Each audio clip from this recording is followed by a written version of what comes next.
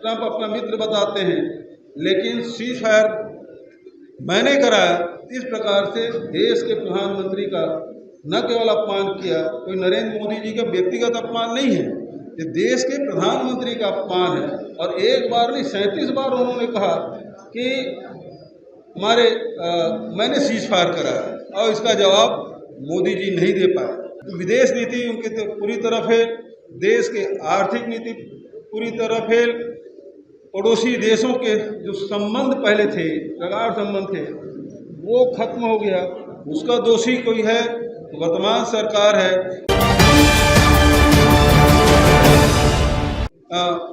आलोचना की, लेकिन ऑपरेशन सिंदूर के समय और जिस प्रकार से सीज फायर हुआ उसके बाद कोई देश हमारे साथ खड़ा नहीं हुआ। भले सांसदों के प्रतिनिधि भेजे गए, लेकिन कोई भी देश हमारे साथ खड़ा नहीं हुआ। ये विदेश नीति की असफलता है। और जहाँ तक कि ट्रंप की बात है, ट्रंप अपना मित्र बताते हैं, लेकिन सीज फायर मैंने कराया। इस प्रकार से देश के प्रधानमंत्री का न केवल अपमान किया, कोई नरेंद्र मोदी जी का व्यक्तिगत अपमान नहीं है, ये देश के प्रधानमंत्री का अपमान है। और एक बार नहीं 37 बार उन्होंने कहा कि मैंने सीज फायर कराया और इसका जवाब मोदी जी नहीं दे पाए। दूसरी तरफ जो टैरिफ लगाया गया, 50% जो टैरिफ लगाया गया, पैसे उसके मोदी जी के मित्र कमा रहे हैं और टैरिफ का भार आम जनता उठा रहा है। दूसरे तरफ आप देखेंगे कि भारत के नागरिकों को बेड़ियों में जकड़ के भेजा गया, किस प्रकार से हमारे भारत के नागरिकों को अपमान किया गया। लेकिन न विदेश मंत्रालय की ओर से न भारत सरकार की ओर से इसका विरोध नहीं किया गया, प्रतिकार नहीं किया गया। और अभी जिस प्रकार से H-1B वीज़ा के मामले में जो फैसला लिया गया और लगभग 88 लाख रुपया प्रति वर्ष जो उनसे टैक्स वसूला जाएगा, इसके कारण से लाखों भारतीय अमेरिका छोड़ने के लिए बाध्य होंगे। और उसके कारण से जो IT सेक्टर है, जो और दूसरे सेक्टर हैं, उसमें भारी बेरोजगारी आएगी, जिसका दोषी यदि कोई है तो वो देश के प्रधानमंत्री जी हैं। तो विदेश नीति उनकी तो पूरी तरह फेल, देश के आर्थिक नीति पूरी तरह फेल, पड़ोसी देशों के जो संबंध पहले थे, प्रगाढ़ संबंध थे, वो खत्म हो गया। उसका दोषी कोई है तो वर्तमान सरकार है। और आज सरकार की स्थिति बेहद नाजुक है।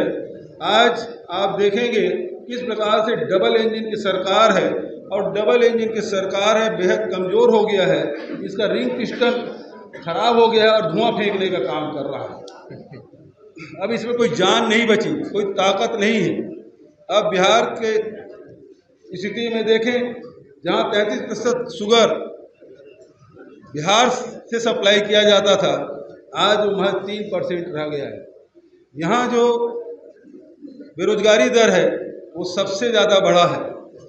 और इसी स्थिति में आपने देखा कि न्याय योद्धा के रूप में राहुल जी के कार्यों को आदरणीय खड़गे जी ने भूरी भूरी प्रशंसा की कि किस प्रकार से जातिगत जनगणना की बात लगातार करते रहे और भारत सरकार को झुकना पड़ा।